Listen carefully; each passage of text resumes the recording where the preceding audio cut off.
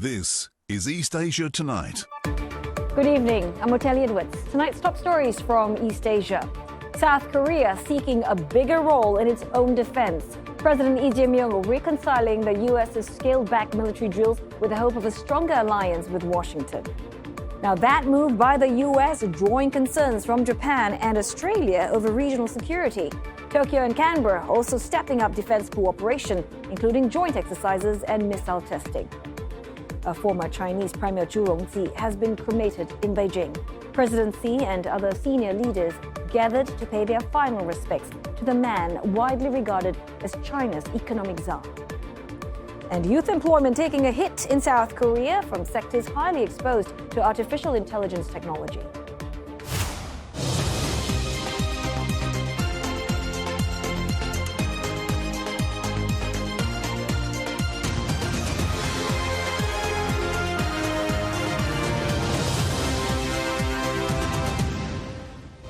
Also ahead, from cars to smartphones and cosmetics, Chinese brands are becoming harder to ignore.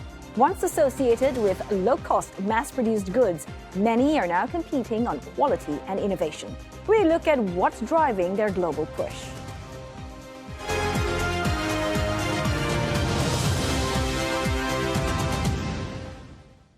South Korea's president wants the country to take greater charge of its own defense, saying it should go hand in hand with a more robust alliance with the United States, as Seoul and Washington hold their annual military exercises.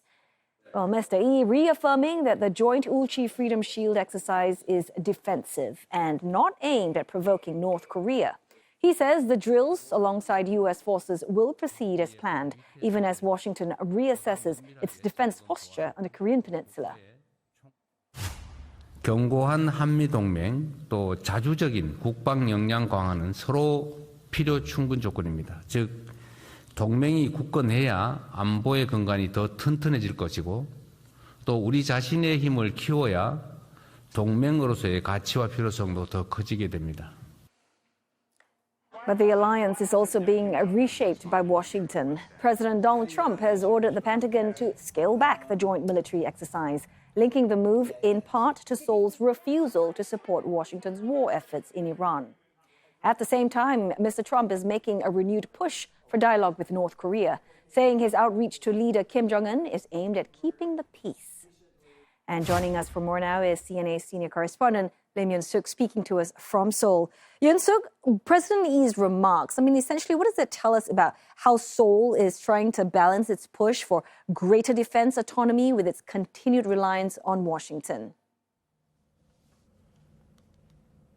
Well, President Lee Jae-myung is signaling here that he really wants South Korea to be more responsible for its own defense without stepping away from this bilateral alliance with the United States. Now, at that cabinet meeting, he did say that he wants to complete the transfer of wartime operational control of South Korean forces during his term, and that's by June 2030.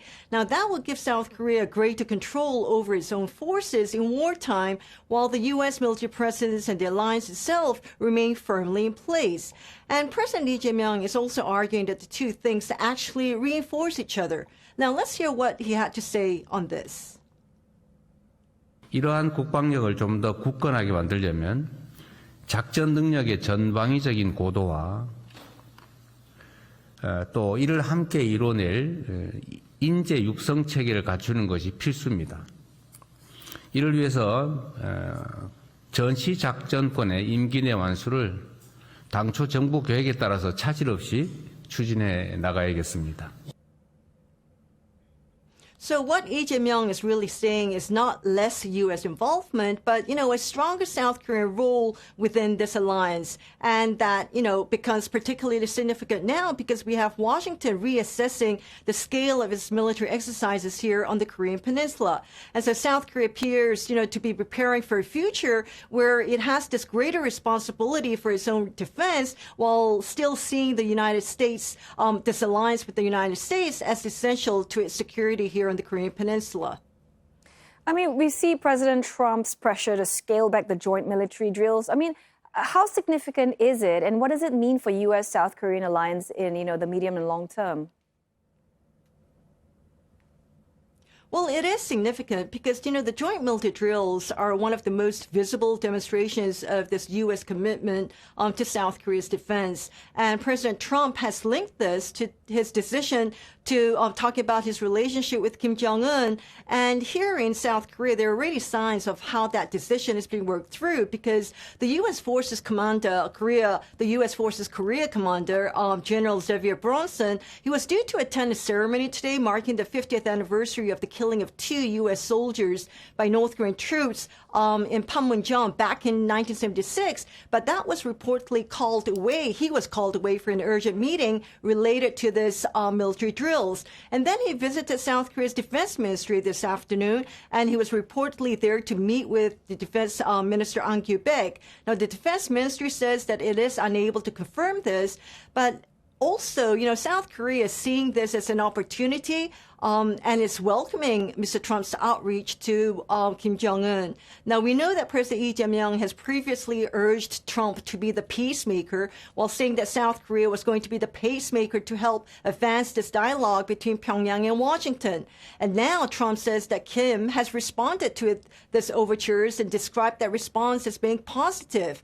Now, there was a briefing today at the Foreign Ministry, and there a question did come up about whether South Korea is notified in advance about Trump's comments about all of this. So let's listen to what the Foreign Minister had to say. 한미 양국은 북한과의 대화에 열려있다는 입장을 일관되게 밝혀왔습니다. 그 대화 재개 노력을 포함한 대북 정책 전반에 대해 긴밀한 소통과 공조를 유지 중입니다. 우리 정부는 트럼프 대통령의 메시지가 의미 있는 북미 대화로 이어지기를 기대하며 이를 위해 긴밀한 한미 공조하에 필요한 외교적 노력을 지속해 나갈 예정입니다. So South Korea clearly wants to see this diplomatic opening develop, between the two countries, Washington and Pyongyang. And it's really something that President Lee Jae-myung has been pushing for since he took office. And the presidential office says it will continue working closely with Washington to make meaningful U.S.-North Korea dialogue happen. But, it's still unclear what President Trump wants to achieve or how far he is prepared to take this outreach with the North Korean leader Kim Jong-un. And with the U.S. midterm elections coming up in November, many experts are saying they wouldn't rule out a surprise, potentially even another meeting between Trump and Kim between now and the November U.S. elections. But, a retired South Korean Lieutenant General Chun In-bom, he did say in a social media post that if major changes are announced without enough consultation, allies, here in Asia can start questioning how much they can rely on U.S. commitments. And so the bigger question, he says, isn't really about, whether one military exercise is smaller or not, but it's really about South Korea being able to have that confidence that United States will consult with its ally and that South Korea can count on the U.S. support when there is a crisis here on the Korean Peninsula. There's still lots of questions to be answered. Well, thanks so very much for that update. CNA senior correspondent Lim Yun-suk live from Seoul. Japan and Australia announced significant progress in defense cooperation as Defense Minister Koizumi is in Canberra for talks with his counterpart, Richard Marles. Well, Tokyo and Canberra are also expressing concerns over a more complex security environment in the region. Roger Maynard files this report for CNA in Sydney. The meeting between the Japanese and Australian defence ministers clearly made significant progress, with both sides moving towards an increasingly close military partnership. Canberra may soon allow Japan to test its hypersonic missiles here after they agreed to increase information sharing between the two countries and its defence forces, with the two nations pledging to improve security ties. Japan has been trying to accelerate the deployment of hypersonic missiles, and Australia's Defence Minister, Richard Marles, announced that he was working to expand Tokyo's access to missile ranges here. He said he was really excited to report progress in that area, which he described as probably the most significant step taken during today's talks. Today we have agreed to continue to advance the information sharing that we are undertaking between our two defence forces. We've also agreed to the very fast tempo and deep tempo of defence exercises between our two countries. This was the fourth meeting between the two ministers this year and their seventh in less than 12 months. Mr. Marles said the frequency of their discussions pointed to the growing importance of their relationship at what he called a time of significant challenge in the Indo-Pacific, a perceived reference to an increasingly assertive China. While central to today's discussions was Australia's acquisition of 11 upgraded Mogami-class frigates. The warship program is valued at around $10 billion and is arguably the most strategically important defence export undertaken by Japan since it relaxed its post-war restrictions on arms sales. Following the conclusion of the general purpose frigate contract, its success represents another important step forward in deepening Japan-Australia defence equipment, technology and industrial cooperation. In addition, we welcome the steady progress of Australia's general purpose frigate program and reaffirmed our commitment to continue advancing the project strongly following the Mogami Memorandum signed between us in April this year. Over and above the positive news, there was the vexed question of North Korea and its nuclear weapons program. Mr. Marles said Australia remained very concerned by Pyongyang's activities following another recent missile test and emphasised the importance of cooperation between Australia, Japan and South Korea. This follows President Trump's announcement that the United States would withdraw from joint exercises with South Korea, which Trump labelled as expensive and unnecessarily hostile to North Korea. Australia is very concerned about North Korea's nuclear program as well as its missile program, and we have consistently made that point. Indeed, when I was in Tokyo last year, I think there was a North Korean missile test which had just occurred whilst I was there. So, I mean, we are seeing that activity happen frequently, and we remain very concerned about it. 我が国の周辺国、地域において核・ミサイル能力の強化、急速な軍備増強、力または威圧による一方的な現状変更の試み、中国、ロシア、北朝鮮の連携の強化など、こういった動きが一層顕著になっています。Japan's Defense Minister, Mr. Koizumi, admitted that Japan faced the most severe and complicated security environment in the post-war era. As a result, cooperation between Japan, the United States and South Korea was critical to the peace and stability of the region, he added. He said cooperation with Australia was already deepening in what he called tangible and practical ways. He noted last month's exercise Southern Cross 26 and joint maintenance training involving the Australian Defence Department. Closer military ties were the overriding theme of these talks, with Mr. Koizumi cautioning against any weakening of the alliance arrangements designed to deter North Korea. The Japanese Defence Minister will head to India this week, where he will visit a naval base and meet his Indian counterpart. Roger Maynard, CNA, Sydney. A business news coming up next on East Asia Tonight. Google reportedly moving its smartphone-related production out of China for next year. Plus, foreigners' dues to Japan's national pension pot falling short compared with the rate of locals' payments.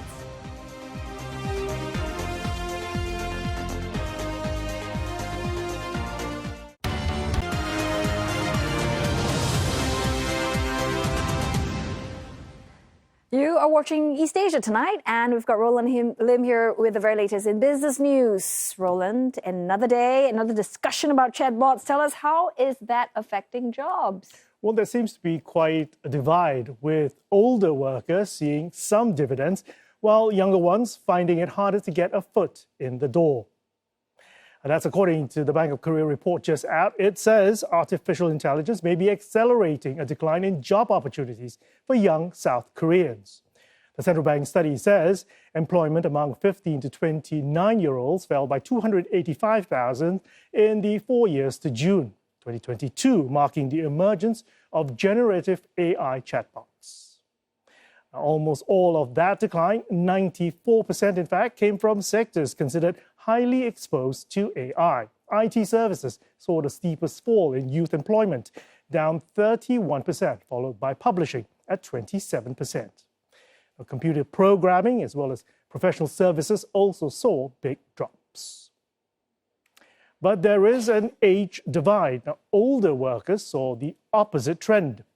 Employment among people in their 50s rose by 230,000, three-quarters of them in AI-exposed sectors. The central bank cautions that South Korea's shrinking population may also have contributed to the decline in youth employment. It says AI cannot be blamed entirely, but may be making it harder for young people to get a foot in the door and to move up their careers.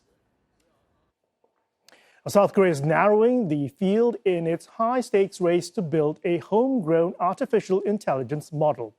LG AI Research, SK Telecom, and startup Upstage have advanced to the next stage, while Motive Technologies have been eliminated. The program aims to boost South Korea's technological autonomy and reduce reliance on foreign AI systems, particularly for critical infrastructure and cybersecurity. The three remaining teams will get greater access to funding, talent, and computing power, with government support rising to the equivalent of around 1,000, NVIDIA B200 GPUs. The two winners will be announced early next year. The teams must open source key components, that is, of their models, ensuring that local companies and public agencies can readily adopt the technology.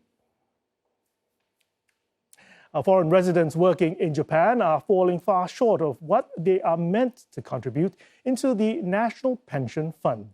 Authorities say low awareness of the pension system, doubts over its benefits, and language barriers are among the reasons for missed payments. Those between 20 and 60 residents in Japan are required to join the system. Official data show the contribution rate among those residents stood at some 55% in fiscal 2023. That's the latest year of data available, as compared to 85.6% overall. Now, while many work for firms which automatically deduct and make the premium payments on their behalf, others, such as technical trainees, must make arrangements to pay on their own. The shortfall is becoming increasingly important as Japan relies more heavily on foreign workers. From June next year, pension payment records will also be considered when authorities review residency applications.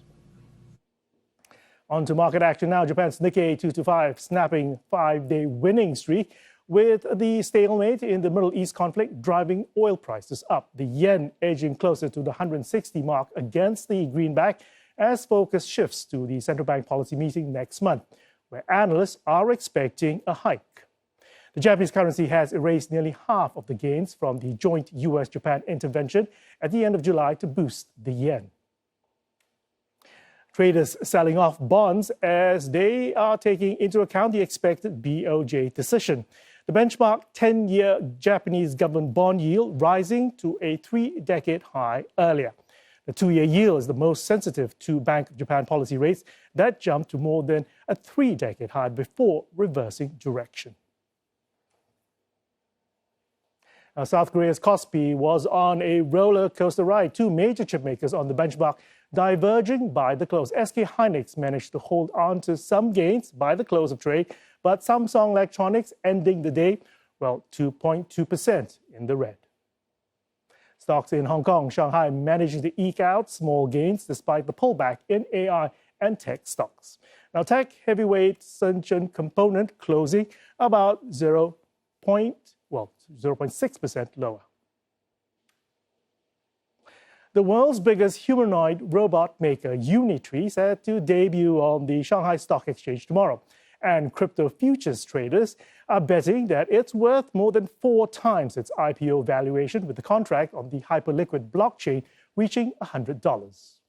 They're taking their cues from the oversubscription rate of the offering at more than 8,000 times for the retail tranche.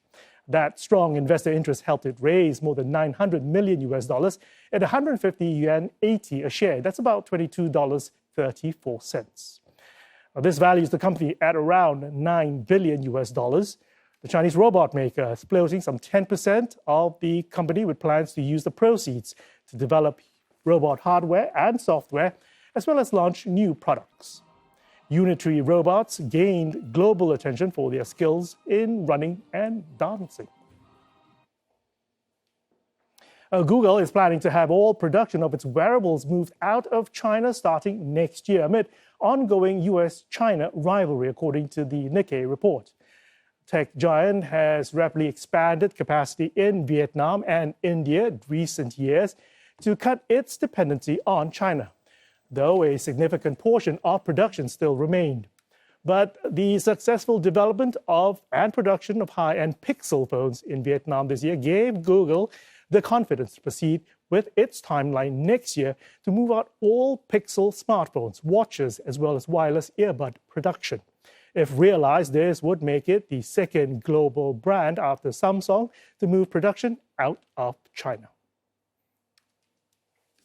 So Google wants every Pixel phones, watches, earbuds out of China by next year. And not just assembly, we're talking about the design and engineering phase as well. So is this a China plus one becoming China exit moment? Well, Roland is here in the hot seat to give us the lowdown. So in a nutshell, just how big a deal is this? Well, for Google, it's a big deal. But companies have been for years moving their end of processing production processes out of China. What's different this time is that Google is actually moving its new product introduction or NPI processors out. That's the earliest, riskiest engineering stage to Vietnam, which had previously been untested. I mean, that's the reason why everybody actually steps back and keeps it in China, because China's supplier infrastructure or ecosystem is unmatched. I mean, imagine if you had a new product and the components came to your factory, but they were not up to standard. It's only in China that they would be able to actually make that new batch again for you in time for your product launch. So what's interesting to note was that I thought Vietnam used to be known as, a place of cheap labor, for instance. So now are you saying that Vietnam is capable of producing complex engineering work? Well, Google seems to think that's the case. I mean, but India, that's also another country that's actually picking up pace, especially for US devices that are bound because of the Trump tariffs. So obviously they're moving it to India. But both are actually winning market share. But scale is everything. I mean, Google ships just about 12 million Pixel phones out of China each year. So that level of complexity to move all that to Vietnam, that's manageable. Okay, so let's just brings us back to Apple, right? Decades invested in China. It ships more than 200 million iPhones every year. Can Apple simply just walk away like Google? Well, it's certainly going to put pressure on Apple, but to walk away, well, that's another thing entirely different. I mean, you're talking about 12 million Pixel phones versus 200 plus million in China for Apple.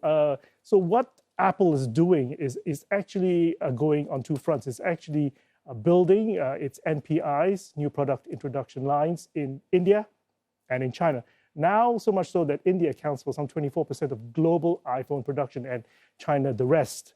So India isn't a hedge, more or less a hedge, really. It's diversification, it's a hedge, but it's not exactly exiting out of China as we speak, because duplicating these engineering teams as well as tools, that's very costly. And Apple right now doesn't want to take that chance with Vietnam. All right. Well, many thanks for unpacking Google's China exit. Roland Lim there. On that note, we are going for a breather, but coming up next on East Asia Tonight, China lowers its national flag to mourn former Premier Zhu Rongji, who was cremated today at a ceremony attended by top officials. Plus, the flaring up of a decades-old territorial feud. Russia lodges a strong protest to Japan's ambassador over a row linked to President Vladimir Putin's visit to the disputed Kuril Islands.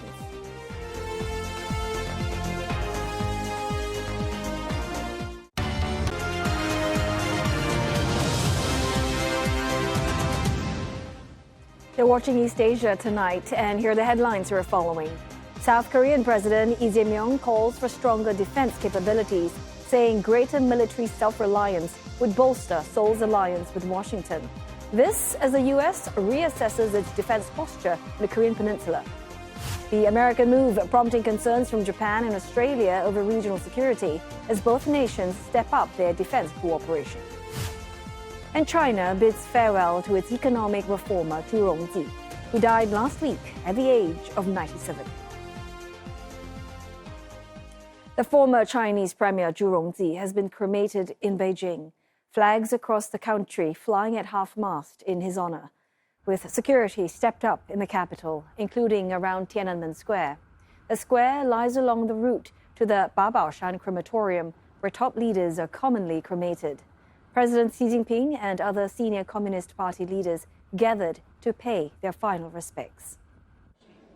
Well, Mr. Zhu was one of the most consequential figures in China's economic transformations. He served as China's vice premier from 1991 to 1998, before becoming premier in 1998, a post he held until 2003. Widely regarded as China's economic czar, Mr. Zhu spearheaded sweeping market reforms, overhauling the financial system and restructuring state-owned enterprises. He also played a key role in steering China into the World Trade Organization. Well, those reforms helped lay the foundations for China's rapid growth and its emergence as a global power. It's a legacy that continues to shape how Mr. Zhu is remembered. 我对他的印象其实是非常好的，因为当时其实中国正处于一个改革开放刚没有多久嘛，然后他等于那个时候是一个经济非常高速增长的时期，然后我觉得他是一个比较务实，然后比较就是懂怎么去把经济抓好的一个人。对，他一生为国为民，勤政担当，就是风骨凛然。我想就是他深得了全国人民的衷心爱戴和深切缅怀。Now, Chinese Foreign Minister Wang Yi is set to embark on a two-day visit to South Korea tomorrow at the invitation of his Korean counterpart, Cho Hyun. Well, this will be Mr. Wang's first official trip to the country in 5 years. And he is expected to exchange views with Mr. Cho on matters including bilateral relations and developments on the Korean peninsula. On Thursday, Mr. Wang will pay a courtesy call on President Lee Jae-myung at the presidential Blue House. The visit comes ahead of November's APEC summit held in the Chinese tech hub of Shenzhen. It is also expected to allow Beijing and Seoul to take stock of improving ties and lay the groundwork for future high-level exchanges.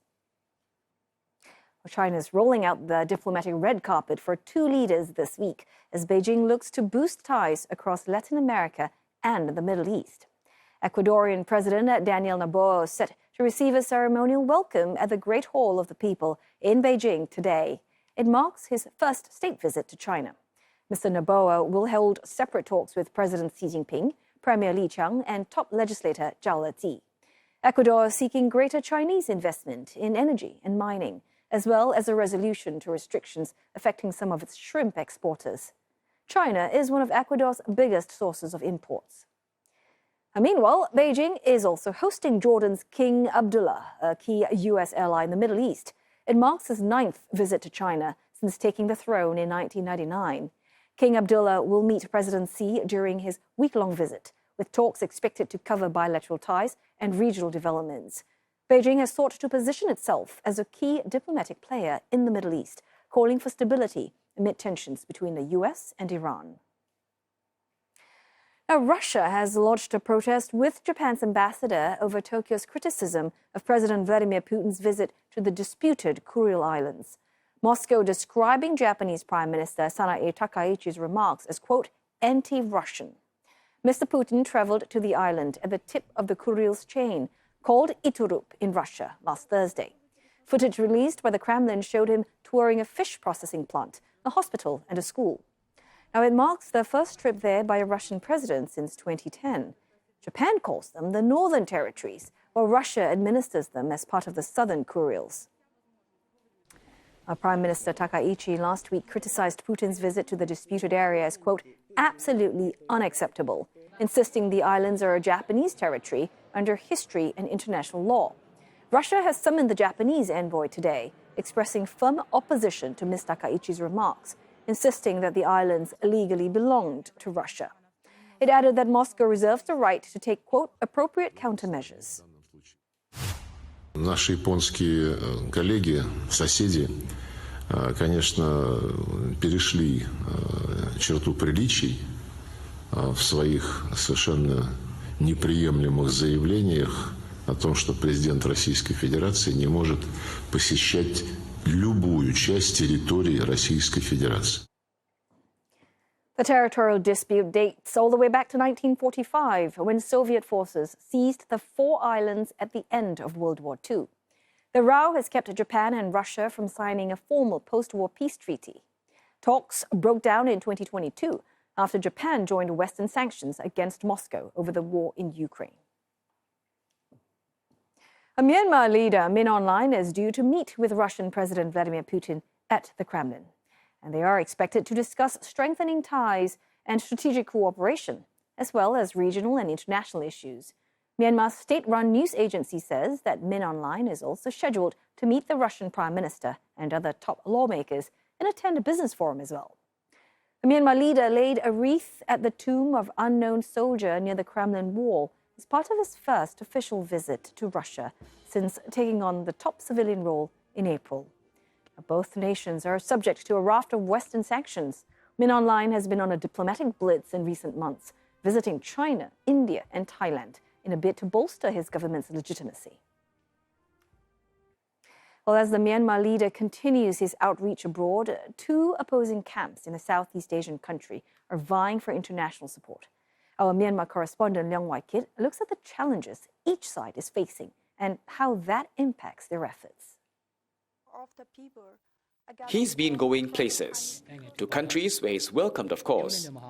Since becoming president, Min Aung has visited at least 4 countries, 2 of which are within ASEAN. His goals include securing deals to help Myanmar and gaining diplomatic recognition. But in some cases, his presence overseas is a matter that goes beyond legitimacy and credibility. He is taking a risk when he travels.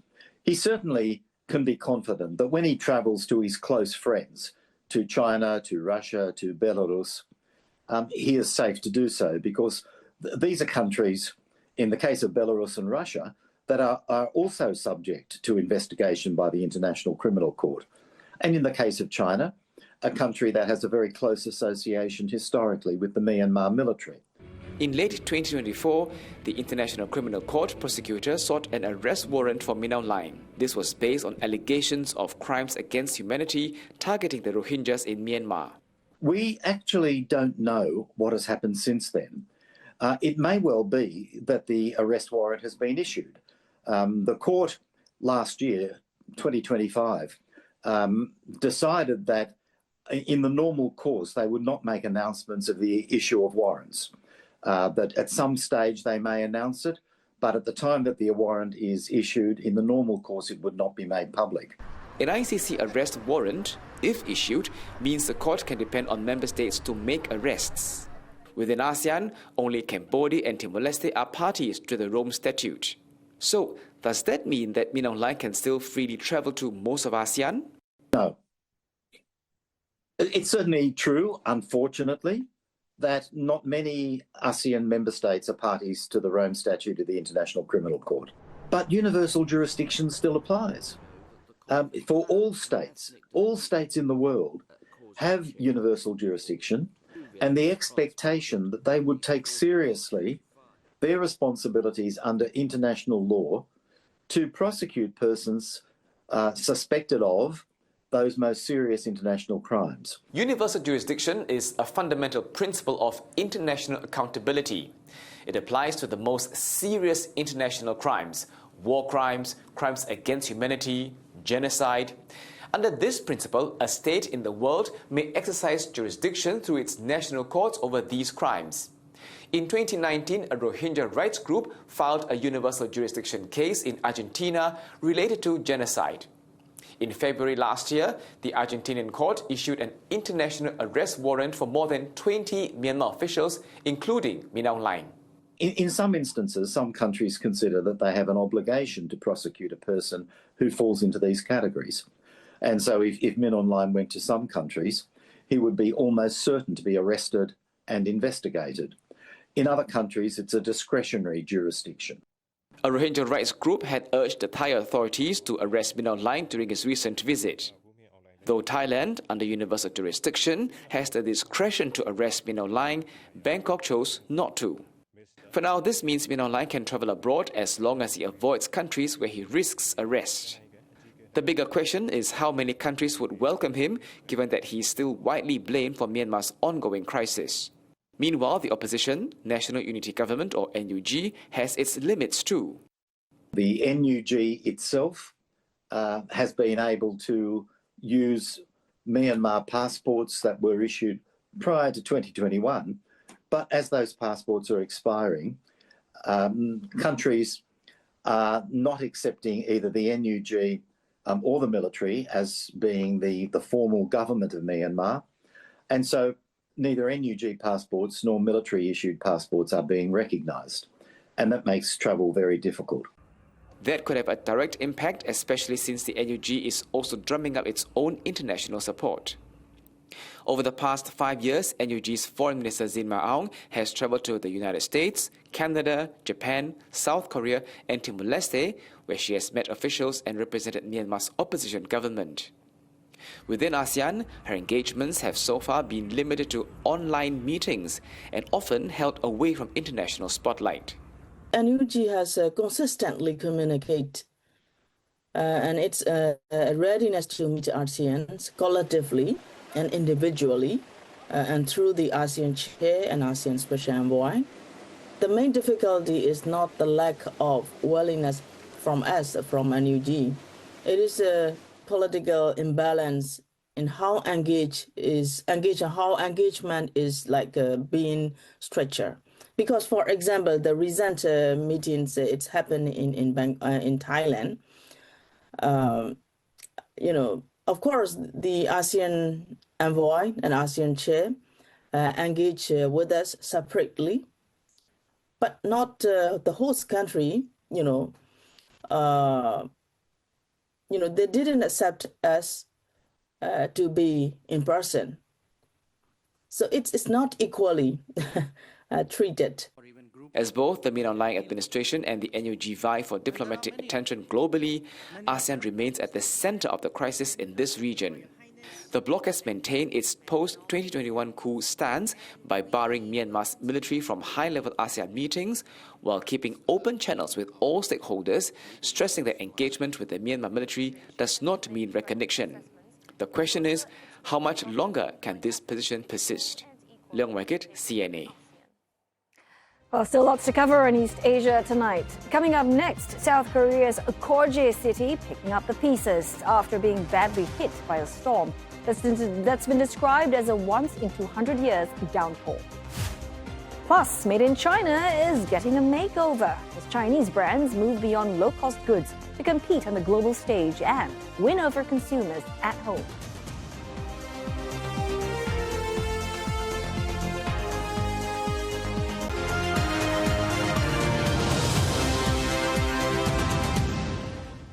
South Korea's southern regions are picking up the pieces after days of torrential rain that led to widespread flooding and landslides beginning to ease.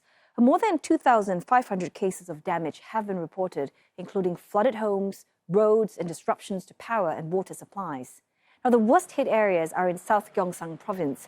In the city of Korje, at least one person was killed after a landslide struck an apartment building.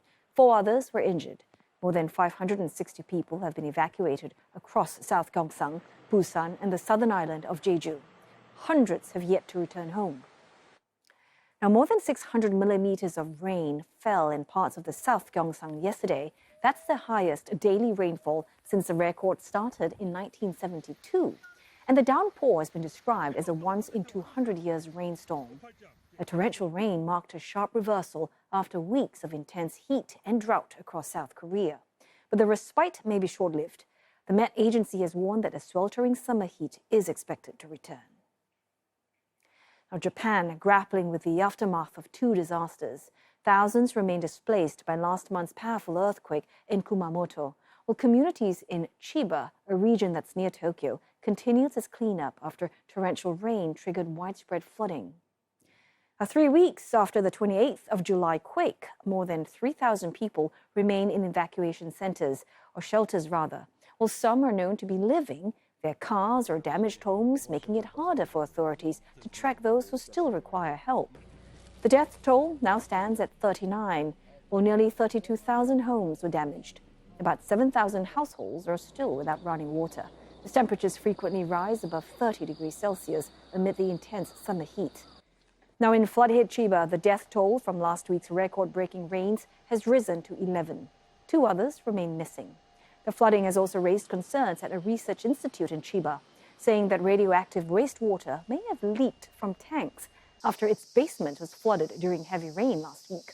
But tests have found no radioactive substances near water bodies, and there is no change in radiation levels around the facility. Now, China's National Climate Center is forecasting the formation of what could be a super El Nino, potentially the strongest ever recorded. It's a natural climate phenomenon where unusually warm Pacific Ocean waters disrupt weather patterns around the world and typically peaks in December. The Climate Center says China has already experienced some effects of El Nino this summer, including torrential rain in several regions. Now, rain belts have at times overlapped, compounding disasters, while typhoons have brought prolonged wind and rainfall. Last week, if you recall, Typhoon Dolphin unleashed extreme rainfall across eastern, central, and northern parts of China after a 2-week journey across the Pacific. The government says the natural disasters in July left 318 people either dead or missing and cost $8.5 billion in direct economic losses. The UN Weather Agency also raised its forecast last month for a strong El Nino warning that it could push global temperatures higher. A Chinese vessel believed to be conducting research was being spotted in Japan's exclusive economic zone off Okinawa. The Japanese Coast Guard says it was seen yesterday, about 85 kilometers southeast of Hataruma Island, well within the EEZ. A patrol ship observed the Chinese vessel extending what appeared to be a wire into the water. The Coast Guard radioed the vessel, telling it to stop, saying marine research is not permitted without Tokyo's consent. The vessel did not respond and remained in the area late Monday. It comes after another Chinese research vessel was also spotted operating in Japan's EEZ over the weekend. Japan's Coast Guard says 11 cases have been recorded since the first sighting on 30th of March this year. In other news, the Pentagon has ordered 30 U.S. universities to audit their foreign research ties or risk losing federal funding. The U.S. Defense Department says the institutions must review their academic, financial, and research links with foreign entities of concern. And they must assess whether sensitive or export-controlled research has been exposed. The audits target ties to entities identified by the Pentagon as national security concerns, including organizations in China, Russia, and Iran. While the department has not named the 30 institutions, Fox News reports that the list includes Ivy League schools. We're talking about Harvard and Cornell. The universities have 2 weeks to report their findings and mitigation measures, including terminating problematic partnerships. The Pentagon's research and engineering chief says there is no tolerance for academic partnerships that compromises national security. Adding institutions receiving funding from taxpayers must meet the highest standards of research security. The department says the review is aimed at preventing unauthorized technology transfers, intellectual property theft, and exploitation by adversaries. For decades, China was known as the world's factory. Now, a growing number of Chinese companies are aiming for something more: global recognition. CNA's Melody Chan with this report. Bags, cosmetics, camera accessories, even cars. Chinese brands are becoming harder to ignore. So even just 10, 15 years ago, most Chinese considered the Made in China label and Chinese brands as cheap, bad quality products. But what we've seen in the last 5 years is the rise of Chinese brands that are able to compete with Western brands, not just on price, but actually quality. companies say several factors have helped Chinese brands gain a competitive edge. 在中国有个非常大的优势，但是第一个是供应链的优势，所以综合来讲的话，国产的品牌在成本上的话，肯定是比国际品牌的成本要低的。还有一个红利叫做工程师的红利，我们每一年是毕业1000万的学生，这大学生的其中很大一部分就是工程师。那这种连续几年毕业的这一批大学生，就造就了说我们很大的创新。This chart shows whether Chinese consumers preferred local or foreign brands in 2021. 4 years on, the picture looks very different. China's trajectory follows a very similar trajectory to Japan in the 1960s and the 1970s, as well as South Korea in the 1980s and 1990s. In those years, Japanese products like Toyota and Sony, they were considered bad quality in the United States. But by the end of the 1970s, the Japanese moved up the value chain. They became an innovative nation. The same thing happened with South Korea. Beyond high-tech sectors, Chinese consumer goods, from bubble tea to toys, are making inroads around the world. The trend aligns with Beijing's goal of building globally competitive retail companies by 2030. 国内的激烈竞争当中，其实就会锻炼我们这些很多优秀品牌的它的经营能力。这个我们发现在功能性的产品上，它的体现是最极致的。到另外一个让中国品牌在国际上影响力变大的一个时代的一个机遇，是中国政府从2024年开始扩大了对于海外几十个国家，尤其是发达国家的这种免签证入境游的这样的一个政策。这些游客买完东西之后，他还会在网上自发的去发布社交媒体的短视频和图片的内容，去进一步的分享自己的这种购物。那这样子的话，就可以使得中国品牌的影响力就不断的就得到传播了。For years, Chinese consumers look overseas for quality and choice. Now, as Chinese brands gain global recognition, the flow is starting to reverse. I heard about Songwon from Instagram when we were researching what to shop in China. This was one of the brands that came up as one of the good leather brands to buy handbags from. Actually, why we're here is because we really like the Chinese cars, Chinese brands of cars. Like this one was really nice to see. We like Huawei, Xpeng as well. But success hasn't come equally across all sectors. It's easier to accept a consumer electronic company that's made in China. But when it comes to things like handbags, people are fairly loyal to brands that they already know and consume. So it's going to be harder for that type of lifestyle brand. Still, with competition intensifying at home, more Chinese brands are expected to look overseas, taking on their global rivals in search of new opportunities to survive and grow. Melody Chan, CNA, Shanghai and Shenzhen. And on that note, we wrap up this Tuesday's edition of East Asia Tonight. Don't forget your headlines anytime at cna.asia and look us up on our socials, including Facebook, YouTube, and X. Thanks for watching and see you again tomorrow.